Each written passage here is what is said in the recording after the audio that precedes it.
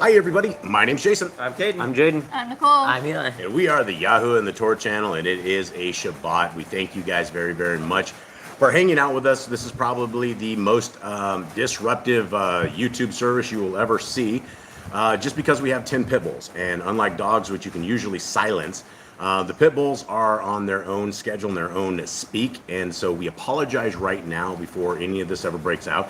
But we try to get this as peaceful as we possibly can, and if we had to attempt to do it without background noise, it just wouldn't happen. So it is a Shabbat, everybody, and it is one of these amazing days. And you know, we've been reading in our weekly scriptures a book that Messiah Yahushua, the words of him are very, very clear. And when it brings across the words of the Torah, and when we hear the Torah, it just brings things completely full circle. And so we are the people who believe that the Torah of Genesis, Exodus, Leviticus, Numbers, and Deuteronomy are the lifeline for all of us. They are the guide for life. They are what we should be obeying. They are very easy to keep. They are not hard. And there's a taboo across the world that these laws don't apply to people, or they're just some old-fashioned things that really don't apply. But as we start reading them and as we start going through them, we will find out that these laws very much apply to all of us. And in fact, they will make your life a much better life. You may stay alive because you are doing some of the actions of the Torah.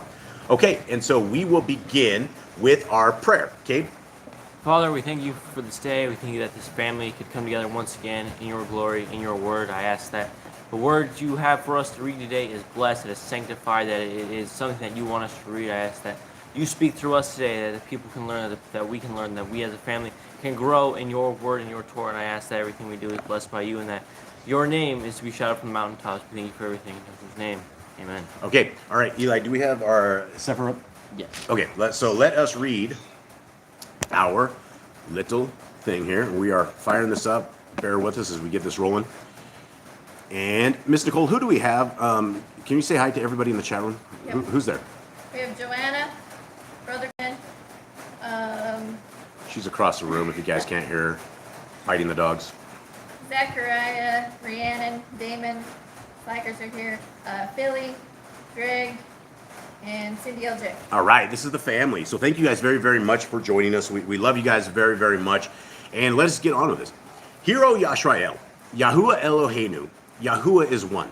And you shall love Yahuwah Eloheka with all your heart, and with all your soul, and with all your might. And these words which I command you this day shall be in your heart. And you shall teach them diligently unto your children, and shall talk of them when you sit in your house, and when you walk by the way, and when you lie down, and when you rise up.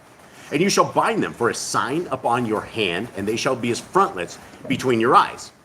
You shall write them, and you shall write them upon the posts of the house and on your gates. All right, let's talk about this real quick, guys. This is something that a lot of people have heard. We understand from Messiah Yahushua, and that is who most people know as Jesus the Christ, that there's two of the greatest commandments. And one of the two of the greatest is that we are to love our neighbor with as we love ourselves. The other commandment is to love our Elohim, our God, our Yahuwah, with all our heart, with all our mind, and with all our soul. Now, if we take this into a relationship with, say, our spouse, and we look our spouse in the eyes and we say, you know what, with all my heart, with all my mind, and with all my soul. And then you go out and you start cheating on her, right? And then you come back and go, you know, baby, I still love you with all my heart, with all my mind, and my soul. Your spouse is going to look at you and go, well, it's obvious that is not true. You're lying to me, because if you love me with all your heart, mind, and soul, then you would be loyal to me. You wouldn't be off diddle-adding around doing whatever it is you're going to do. And that same concept applies to our Creator. If you think that you can love our Creator with your heart, mind, and soul, while you disobey Him and you cheat on Him and you do evil things, it goes the same way. And if you think that you're going to break your spouse's heart by being an evil person like that, which you will, imagine what it is doing to our Creator. So as we go through these laws, statutes, and commandments of our Creator, which again, I encourage everybody who's ever listening to this stream to embrace, to write upon your heart, mind, and soul. Go ahead and go into them, Eli. and put them for they're supposed to be frontlets of our eyes. We're supposed to discuss them when we lay down. We're supposed to discuss them when we rise up. It is supposed to be something that is so fabulous in our lives that everything we have involves them and is wrapped around them. All right, so these are these awesome, spectacular, stupendous, amazing scriptures, Torah laws right here. And for anybody who has not heard these before, these are the laws, statutes, and commandments of our Creator. All right, gentlemen, and if anybody out there has any questions on any of these, because we have been told that these don't exist. And so when people meander and they stagger their way to this channel, it's very, very confusing because this is contrary to what the churches talk about. It is, in fact, it's 180 degrees different. In a church, in every religion out there that I can see, they don't have seventh-day worship. They don't have eating clean food. They don't have keeping the laws, statutes, and commandments of our Creator. In fact, most people will tell you they're gone and they don't apply to them, which is very, very disheartening because the very first commandment is called be fruitful. And that is a life commandment for all of us. Are we being fruitful in everything that we are doing? Because it is a commandment by our Creator. All right, let us begin, and I will begin. Be fruitful. Multiply. Replenish the earth. Subdue it. Have dominion over the fish, fowl, and every living creature. The herb bearing in every tree is for food. Man and woman should build their own families. Master sin. Every clean moving thing that lives shall be food for you. Do not eat the blood. Walk before me and be perfect. Guard Yahuwah's covenant, laws, statutes, and commandments. 53 times, friends. Every male shall be circumcised 8 days old. Eli, you'll have to speak up and speak into that little mic thing there. Okay, teach your children the commands and guard the way of Yahuwah. Remember Yahuwah's name for all generations. Keep the Passover, Pesach. Keep the feast of unleavened bread, Matzah. There's one Torah for the stranger and one for the Hebrew. Now, hold on, folks. I go over this a lot, but a lot of people do walk along here and trip and stumble, and they fall right into this channel, and it doesn't make a lot of sense because we have been told with modern religion that we have a new way, right? All you have to do is you have to accept Jesus into your heart. All you have to do is say a prayer. It can be whenever you want, and you just have to ask Jesus for forgiveness. And that is what the modern church teaches us. But when you put this aside, doctrine of scriptures, there's nothing like this. We don't have any commandments or anything of the sort telling us to ask our Messiah for forgiveness of our sins. We must walk this walk. And so when there is one Torah for the stranger, if right now you are a Baptist or a Catholic, you don't have the same Torah. You have a different set of doctrine. And if you want to be in the kingdom road, the one set of doctrine that we will always have is what we call the Torah. And there's only one. And so you're either in the club or you're not in the club. And there's no ifs, ands, or buts. Okay, sanctify all firstborn to Yahuwah. There are no mighty ones before Yahuwah. You shall not make graven images. Do not bring Yahuwah's name to naught. Keep the Sabbath day. Honor your parents. Do not kill. Do not break wedlock. Do not steal. Do not make false accusations against your neighbor. Do not cut anything of your neighbor's. Do not make an altar from rock that a tool has touched. If a man steals cattle, he shall restore it 5 times. Yahuwah's laws for criminals. Do not lie with beasts. Do not go up to the altar by the steps. I'm going back up to 30. Okay, now we're on 34. No sacrifices to other gods. Do not oppress a stranger, fatherless, or widow. Do not charge your brother interest. If you borrow your neighbor's treasure, return it to him before sunset. Do not curse the ruler of your people. Do not eat what is torn of any beast. No false report. Do not follow a multitude of evil. Do not judge unrighteously against the poor. Bring back your enemy's cattle if you find it going astray. Help the animals of your enemy. Stay away from rumors and gossipers. Take no bribes. Do not oppress the stranger, love the stranger. Give your land rest in the 7th year. Do not mention any pagan names. Keep the feast of Yahuwah. Do not cook your goat in his mother's milk. Obey the messenger Yahuwah sends before you. Do not bow down to other Elohim. Serve Yahuwah. Make no covenant with other Elohim or outsiders of the land. Do not make or use this anointing oil on a normal person. Do not make or use perfume on a normal person. Do not eat the fat. Do what you say you're going to do. Return what is your neighbor's. Obey Yahuwah's dietary laws. When is time of separation. Obey Yahuwah's hygiene laws. Keep the Day of Atonement, Yom Kippurim. Do not uncover the nakedness of your family. Do not take your woman's sister for wife. Do not lie with a woman in her uncleanness. You shall not sacrifice your children to Moloch. Do not be a sodomite. Be holy. Do not reap the corners of your field, or you shall not glean your vineyard. Do not deal falsely or defraud your neighbor. Do not lie or be a liar. Pay your workers for the day's wage they are due. Do not harm the disabled.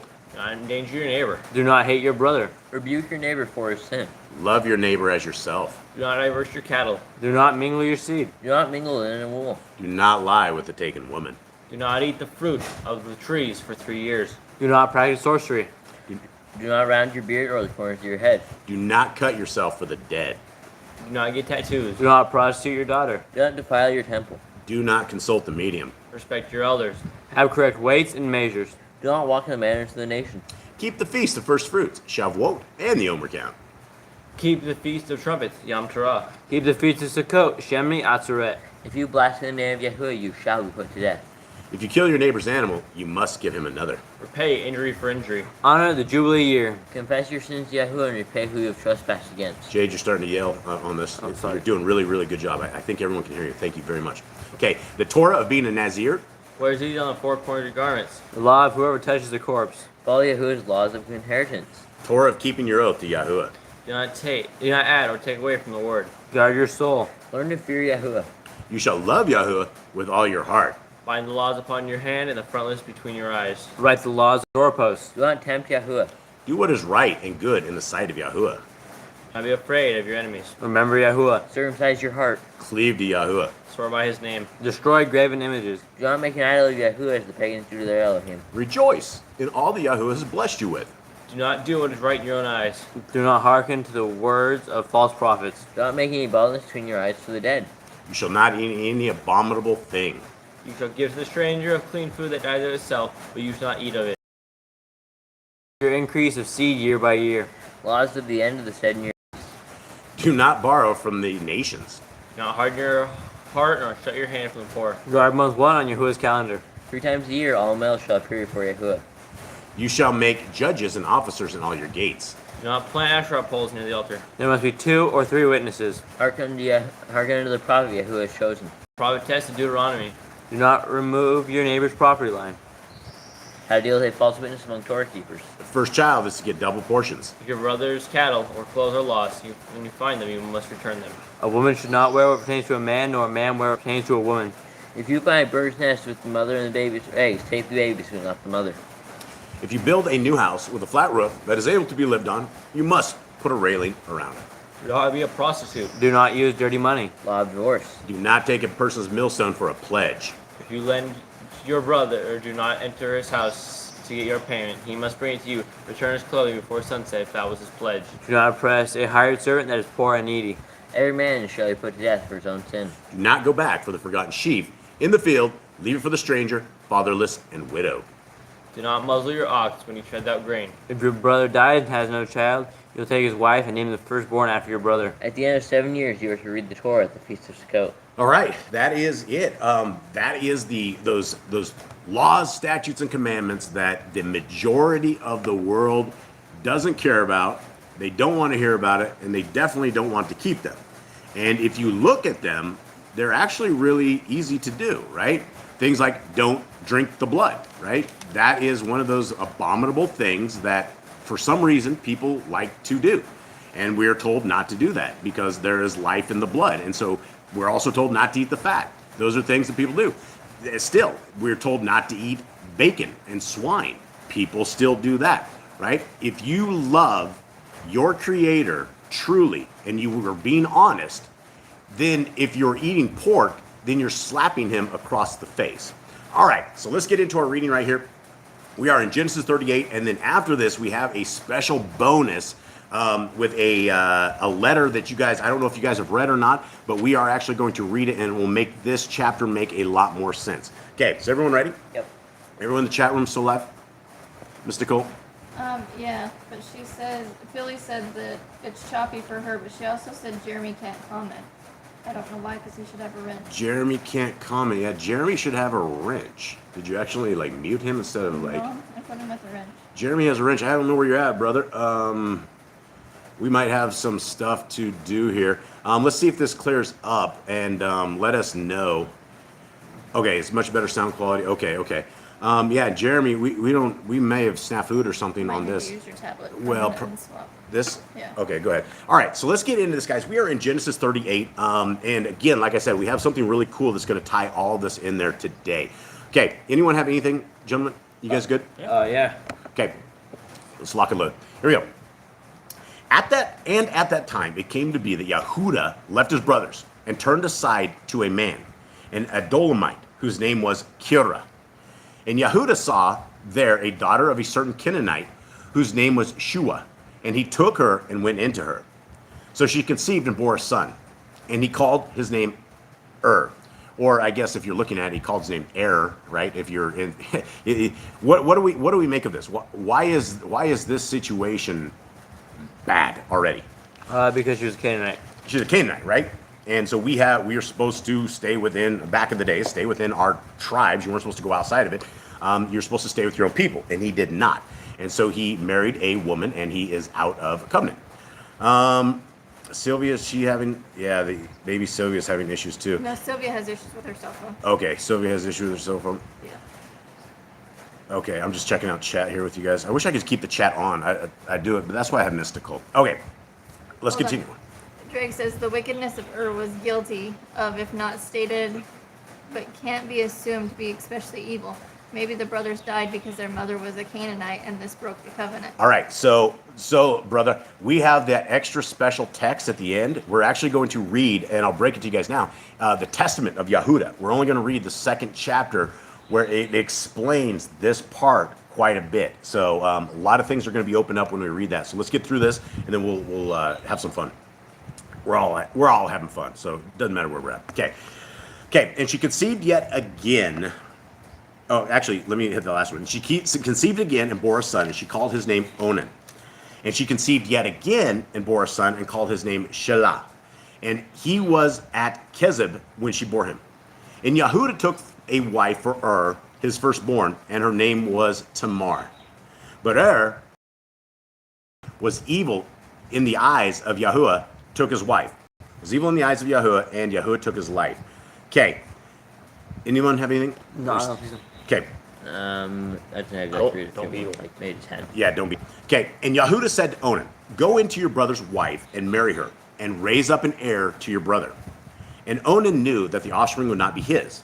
And it came to be, when he went into his brother's wife, that he spilled on the ground, lest he should give an offspring to his brother. Now, this is really weird thinking, right? I mean, the thinking that, not the whole spilling on the floor, but the entire, why would you guys think that kid is not going to be yours, even though it is your kid? You're going to raise it. You're just going to It's your honor kid. your brother. So you Yeah, honor the death of your brother. it's still your kid. It is still he your hated DNA. Maybe he hated his brother. I mean, it's the weirdest thing that people are. Did we hear like about this. it in the book Yehuda? Did you understand what it is? A little bit. Okay, let's continue. Oh, last verse 10. But what he did displeased Yahuwah, so he took his life too. All right, now we're heading up to the Targums, which is yet another translation, and we will hear what has happened. It was at that time that Jehudah had gone down from his property and separated himself from his brethren, and had inclined to a man, an Adulamite, whose name was Hira, that Jehudah saw that where the daughter of a merchant man whose name was Shuva, and he proselyted her and entered with her. And she conceived and bare a son, and called his name because he was to die without a child. And she conceived again and bare a son, and called his name Onan, because his father would have to mourn for him. And she added and bare a son, and called his name Shelah, because her husband had forgotten her, and was in cessation when she bare him. And then the other version of it says, and it was that she ceased. So whatever that means. Continue on. And Jehudah took a wife for his firstborn, a daughter of Shem the Great, whose name was Tamar. But the firstborn of Jehudah, was evil before Yahuwah, because he had not given his seed unto his wife. And the anger of Yahuwah prevailed against him, and Yahuwah slew him. And Jehudah said unto Onan, enter thou to thy brother's wife, and marry her, and raise up seed unto the name of thy brother. And Onan knew that they would not call the children after his name. And it was, when he entered to the wife of his brother, that he corrupted his work upon the earth, that he might not raise up children to his brother's name. and what he did was evil before Yahuwah, and he cut off his days also. All right, I'm still in shock that people, just because you would have to have your brother's name, it is still your son. You would still be his dad, right? Maybe in memory of the brother, but I mean, I get what they're saying, but none of that makes any sense. I mean, you would still have a son, so I don't know. I messaged Jeremy, but will you tell him he can try now? Yeah, there is. Oh, there he is. Oh, Okay. did Jerry make it? Did we? He was actually on the blocked, even though I gave him You a ring. blocked him. I didn't mean to. Miss Nicole. Or Okay. YouTube stuck in there. Yeah, YouTube is something funny. Awesome. All right. So he's back. We're Sorry. wondering where you were, brother. Okay, awesome. Let's continue on. Does he have a wrench now? Yes. Okay, good. All right, so we gave, instead of giving you a wrench, we gave you a mute. I have no idea how that happened, brother. Okay, here we go. 11. Then Yahudah said to Tamar, his daughter-in-law, remain a widow in your father's house until my son Shelah is grown. For he said, lest he also die as his brothers did. And Tamar went and dwelt in her father's house. Now we heard that Tamar was the daughter of Shem. Did we know that before? No. This is something we got out of the Targum. I don't think it's a direct daughter. Maybe like granddaughter or something. Family of something. Okay. 12. And after a long time, the daughter of Shua, Yahudah's wife, died. And Yahudah was comforted and went up to his sheep shears at Timnah. He, his friend Kirah, the Adonite. And it was reported to Tamar, saying, see, your father-in-law is going up to Timnah to shear his sheep. And she took off her widow's garments and covered herself with a veil and wrapped herself and sat at the entrance to En Ehelim, which was on the way to Timnah. For she saw that Shelah was grown and she was not given to him as a wife. All right. So let's talk about this, because this is something that changes all of history, right? This is something that had not been discussed like this inside of Yisrael before, something of this nature. Now, what do we make of Tamar? Is she being evil by this, or is she Yeah. justified? I think she's testing Yehuda. Testing him? I think she's testing him. Well, I mean, didn't he already fail the test? Yeah. I mean, the kid already came. I mean, she was sitting there in her father's house. Now, in the land of Yisrael, if your father dies and you don't have a husband, you could have a lot of problems. You could have a tremendous amount of problems, especially if your father didn't leave you there. You would be dependent upon somebody, and if you did not have a husband or you had been a widow, bad things can happen. I mean, you can become desolate. And so she was sitting there in her father's house. And we have to be talking many years, right? Mm-hmm. The kid, I mean, the marriage, what are we talking? 10 years maybe? Or at least 5 or 6, you would think. Depends on how old Shelah was. Yeah, and it depends. I mean, and how, what was his age? What did she expect? What the age was. But regardless, he was never given to her. Okay, 15. And Yahudah saw her and reckoned her for a whore, for she had covered her face. Okay, that's just extremely cryptic, and we don't actually know anything, but today we're going to figure out why she was, why things happened the way they happened. All right, let's continue on. 16. And he turned aside to her by the way and said, please, let me come in to you. For he did not know that she was his daughter-in-law, and she said, what do you give me to come into me? Okay, now without actually having any kind of extracurricular reading, this sounds a little funky, right? They all both did. How is it possible this young woman grew up to be something totally looking different than what she did? Or how was it possible that you would mistaken your son's wives for this? And the thing was, he was sitting there coaching the kids, trying to have kids. So this girl was obviously very close to them, probably in the house, probably around them, right? She was part of their family. And now he can't figure out who it is. So let's continue on. 17. And he said, let me send you a young goat from the flock. And she said, do you give me a pledge until you send it? So he said, what pledge should I give you? And she said, your seal and your cord and your staff that is in your hand. And he gave them to her, and went into her, and she conceived by him. Okay, the act has happened. Okay, 19. And she arose and went away, and removed her veil, and put on the garments of her widowhood. Okay, now we're heading back up to the top into the Targums. And Jehudah said to Tamar, his daughter-in-law, remain a widow in thy father's house, till Shelah, my son, be grown up. For he said, lest he also die as his brother Tamar went and remained in her father's house. And days multiplied, and the daughter of Shubah, Jehuda's wife, had died. And Jehudah was comforted. And Jehudah went up to the shearing of his flock, he and Hira, his friend, the Adullamite, to Timnath. And it was told to Tamar, saying, Behold, thy father-in-law cometh up to Timnath to shear his flock. And she put the dress of her widowhood from her, and covered herself with a veil, and wrapped herself, and sat on the dividing of the road where all eyes see, upon the way of Timnath. For she knew that Shelah was grown up, yet she had not been given to him for a wife. She had not been given to him to be his wife. All right, so that just gives us a little answers as far as how long was this out, right? The kid was all grown up. So the kid wasn't even, the kid was like a baby about that time. So we're talking 10 years. 10, 15. Well, you know, that's the thing is back in the Israelite days, they considered like an adult, like 13 or 14 is what it did. And so it could have been a solid 10. I mean, it could be 10, 15 years. Who knows? All right, let's continue on. And Jehudah saw her, but she seemed in his face as a harlot, because she had provoked him to anger in his house. And Jehudah did not love her. Okay, what do we make of that line right there?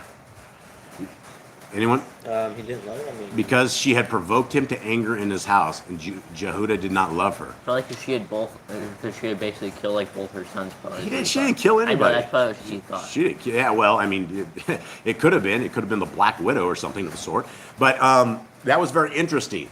And so she had provoked him to anger, and I'm sure in this environment, I mean, it's kind of families all hanging out. I mean, if they knew that the kids weren't making it happen, they knew all about her. Okay. And he inclined, and actually the Jerusalem side says, for she had enwrapped her face. And he inclined to her in the way and said, Let me now go in with thee. For he knew not that she was his daughter-in-law. And she said, What wilt thou give me to go in with me? And he said, I will send thee a kid of the goats from the flock. And she said, If thou wilt give me a pledge until thou shalt have sent. And he said, What pledge shall I give thee? And she answered, Thy seal, and thy mantle, and thy staff, which is in thy hand. All right, I don't know exactly what a seal and a mantle are. I do know what a I staff think is. A seal is his ring, like a signet Oh, ring. it could be a signet ring. A mantle? Anyone out there? I don't know. Does Brother Glenn man. make it today? Could be a cape. The other one says Could be a cape or a cord. crown. A cord? That's what the regular one says. Like her is steel is cord and staff. So what is he? What do we make of this? Yeah, He has they- like a decorated I don't know. staff or I don't something. really like it could be a bracelet. The cord could be a bracelet. Yeah. Well, there's three things here, right? And so she made sure it wasn't just like one thing. Like if this guy like dropped his staff and they found his staff, she made sure this was his stuff. Okay. And he gave them to her and went in with her, and she conceived by him and arose and went and put her veil from her and put on the dress of her widowhood. And okay, is that it? Yep. Okay, now we're heading to the bottom. Jeremy says a shoulder mantle. A shoulder mantle. I don't know what that is, Jeremy. Yeah, I don't know what that is. We're uneducated here. Okay, 20. And Yehudah sent the young goat by the hand of his friend, the Adullamite, to receive his pledge from the woman's hand. But he did not find her. And he asked the men of that place, saying, Where is the cult prostitute who was beside the way to Enium? And they said, There was no cult prostitute in this place. And he returned to Yehudah and said, I have not found her. And the men of the place also said there was no cult prostitute in this place. A mantle is an outer garment. Oh, an Glenn. outer garment. Oh, like his cloak. Who said that? Who told us? Glenn. Glenn, Brother Glenn, thank you. Ah, so she took his coat and his staff and his ring. Wow. And Jeremy says it's like what a king has on his shoulders when he's all Oh dressed yeah, up. like the little Superman's cape thing, or they put the little thing over it. I get it. All right, thank you guys. Much love to you guys. Totally love you guys. All right. And Yehudah said, Let her take them for herself, lest we become despised. For I sent this young goat, and you have not found her. Okay, so let her take them for herself. So they assumed that she just stole these things, right? The guy's coat, his staff, and his ring. She just assumed it, right? And they're like, lest we become despised. So he, right out of the gate, there was some kind of guilt, right? What kind of guilt is there? Just by the act of having a harlot, if that was a harlot, what did Yehudah messed him up, right? What do we know of Torah commands, folks? Fornication. Yeah. Adultery. Well, yeah, I guess it wouldn't be adultery. His wife was dead, but it would be fornication for sure. Okay, All right, let's continue on. 24. And it came to be about 3 months after that Yehuda was informed, saying, Tamar, your daughter-in-law, has whored, and see, she's conceived by whoring. And Yehuda said, bring her out and let her be burned. So You don't think the wheels started turning? it's like Yehuda's head? 3 months ago. No, that's the whole. This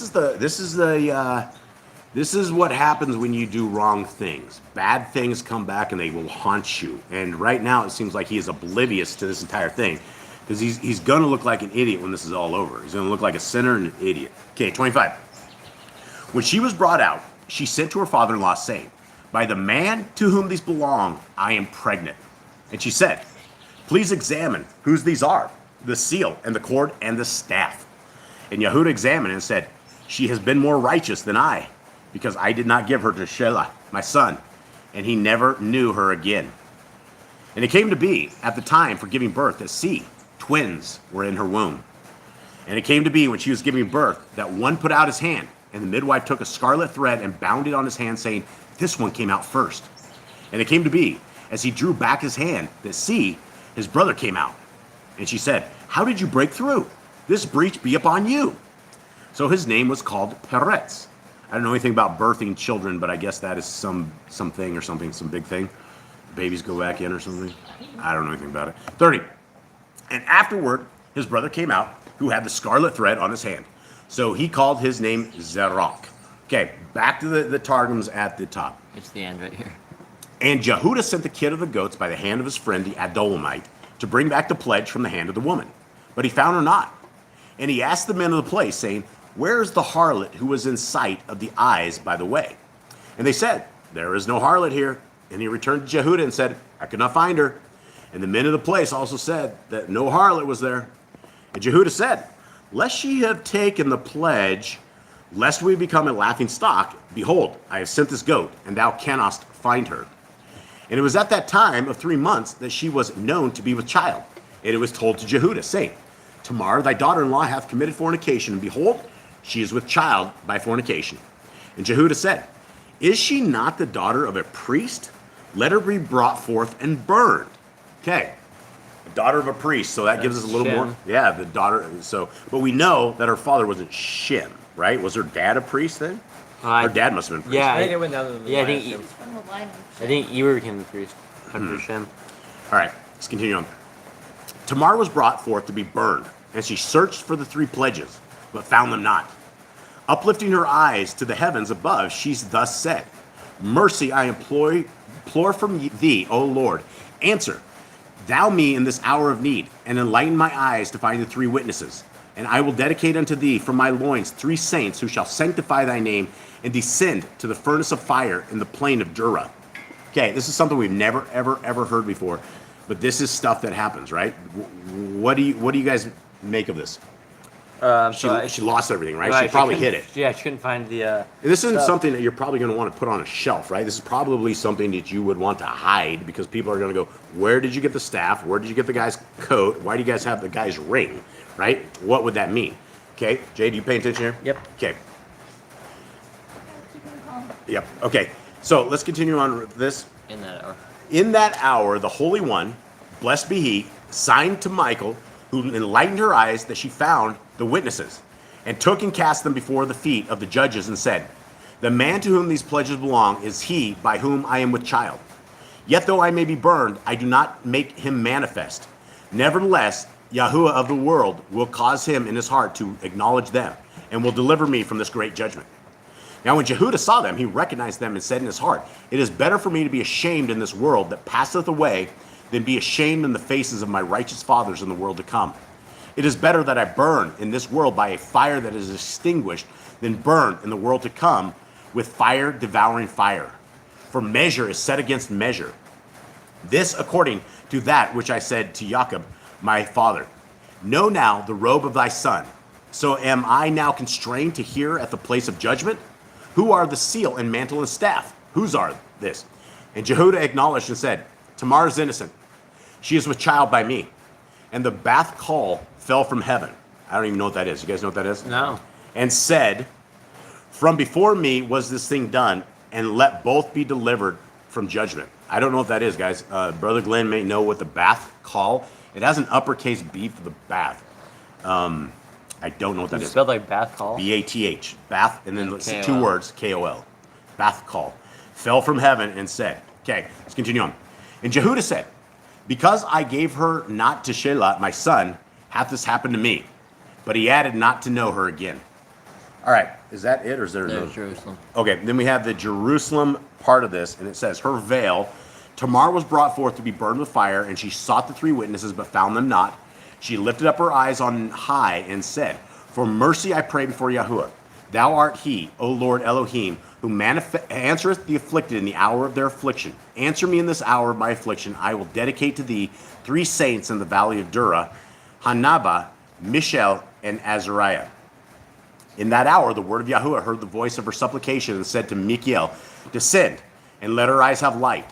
When she saw them, she took them and cast them before the feet of the judges, saying, by the man to whom these belong, I am with child. But though I may be burned, I declare him not, but confide in the ruler of all the world, Yahuwah, who is witness between me and him, that he will give to the heart of the man to whom these belong, to acknowledge whose are these, his ring, and mantle, and staff. And Jehudah recognized the 3 witnesses and rose upon his feet and said, I pray you, my brethren, and ye men of the house of my fathers, to hear me. With the measure that a man measureth shall it be measured to him, whether good measure or evil. And blessed is every man who confesseth his work. Because I took the coat of Joseph my brother and dipped it in the blood of a goat, and brought it before the feet of my father, and said to him, know now whether this be thy son's coat or not. The measure is according to the measure, and the rule to the rule. Better is it for me blush in this world than to blush in the world to come. Better to burn with a fire that goes out than to burn with a fire devouring fire. Let Tamar my daughter-in-law be spared.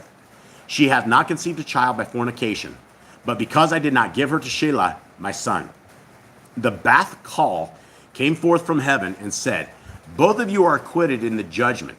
The thing was from Yahuwah, and he added not to know her. Okay, is that it? Now you have to finish. All right, let's finish this.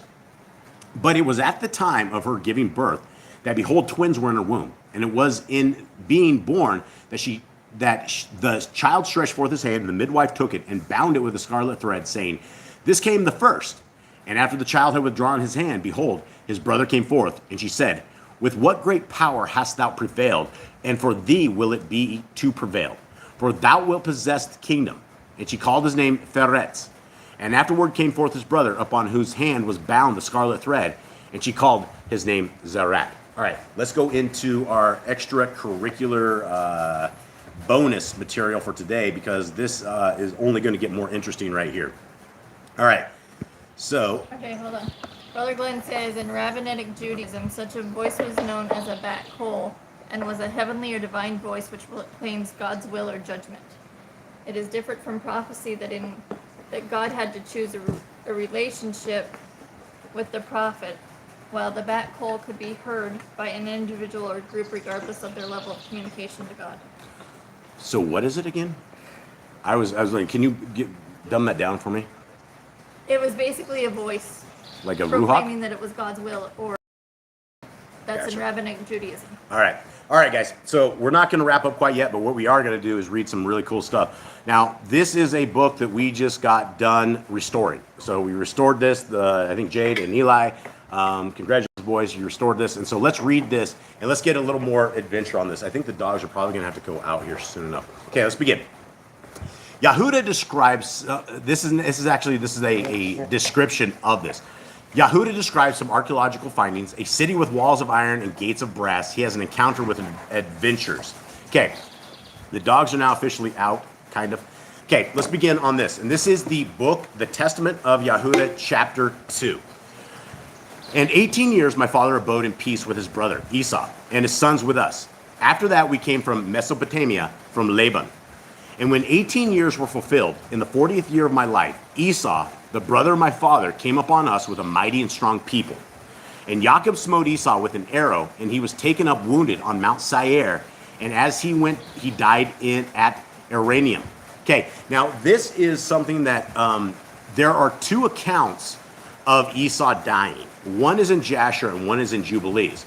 The one in Jasher does not correspond with this one. It's the one in Jubilees that talks just about this same story. and about this whole army and everything, and Jacob killing Esau. So we were always wondering which account was the correct one, and the book of Jasher does have it differently than this book right here. So let's continue on. And we pursued after the sons of Esau. Now they had a city with walls of iron and gates of brass, and we could not enter into it. And we camped around and besieged it. And when they opened not to us in 20 days, I set up a ladder in the sight of all, and with my shield upon my head I went up, sustaining the assault of stones, upwards of 3 talents weight, and I slew 4 of their mighty men. And Reuben and Gad slew 6 others. Then they asked from us terms of peace, and having taken counsel with our father, we received them as tributaries. And they gave us 500 cores of wheat, 500 baths of oil, 500 measures of wine, until the famine, when we went down into Mitzrayim. And after these things, here comes the story. My son took my wife Tamar from Mesopotamia, a daughter of Aram. Now was wicked, and he was in need concerning Tamar, because she was not of the land of Canaan. And on the 3rd night, a messenger of Yahuwah smote him. And he had not known her according to the evil craftiness of his mother, for he did not wish to have children by her. In the days of the wedding feast, I gave Onan to her in marriage, and he also in wickedness knew her not, though he spent with her a year. And when I threatened him, he went in unto her, but he spilled the seed on the ground, according to the command of his mother, and he also died through wickedness. And I wished to give Shelah also to her, but his mother did not permit it, for she wrought evil against Tamar, because she was not the daughters of Canaan, as she also herself was. And I knew that the race of the Canaanites was wicked, but the impulse of my youth blinded my mind. All right, what do you guys make of this? We only have 2 of us left here at the table. Yeah, so it seems that a lot of problems stem from the Canaanite wife he took. A lot of problems he had was from her and not from like the kids. It like started with her. Yep. Okay, now here is the big stuff. And when I saw her pouring out wine, owing to the intoxication level, I was deceived, and took her, although my father had not counseled it. And so he's talking about who? Right here. You guys know? This is talking about his Canaanite wife, right? He took the wife. He had not counseled with his father, and he was a little bit, 3 sheets to the wind. He was a little intoxicated. So let's see if that intoxication, he learns his lesson from that. 19. And while I was away, she went and took for Shelah a wife from Canaan. And when I knew what she had done, I cursed her in the anguish of my soul. And she also died through her wickedness together with her sons. And after these things, while Tamar was a widow, she heard after 2 years that I was going up to shear my sheep, and adorned herself in bridal array, and sat in the city Enium by the gate. For it was the law of the Amorites that she who was about to marry should sit in fornication 7 days by the gate. Now, we have heard about the evilness of the Amorites and the different things like this, but this is something we had never heard before, right? That why would this woman be sitting there? And I guess the Amorites, I guess if you were going to marry, you sat out there and would sit in fornication 7 days before you got married. I don't even know what to make of this. Some Babylonian stuff. That's right out of Babylon right there. Okay, 24. Therefore, being drunk with wine, I did not recognize her, and her beauty deceived me, though the fashion of her adorning. And I turned aside to her and said, Let me go in unto thee. And she said, What wilt thou give me? And I gave her my staff, and my girdle, and my diadem of my sovereign in pledge. And I went in unto her, and she conceived. And not knowing what I had done, I wished to slay her.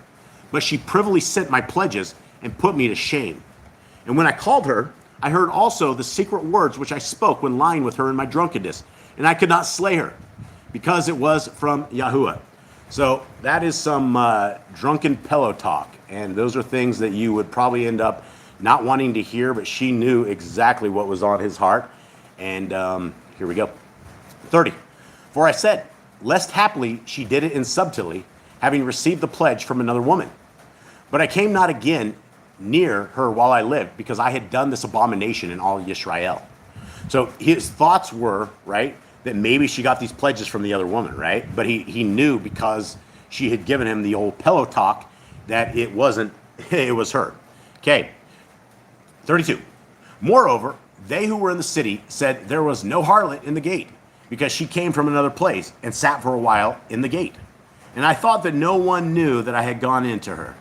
And after this we came to Mitzrayim to Joseph, because of the famine. And I was 40 and 6 years old, and 70 and 3 years lived I in Mitzrayim. All right, folks.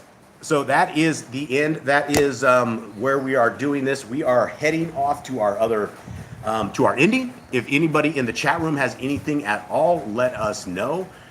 We love you guys very, very much. Is there anything going on in the chat room, Mr. Nicole? No, I don't think so. Sorry, I was doing vlogs. Okay. Oh, one thing that Jeremy doesn't think that Jasher is legit. No? He says, I think it's truth mixed with Jewish lore and named Jasher to appear as the one named in Samuel.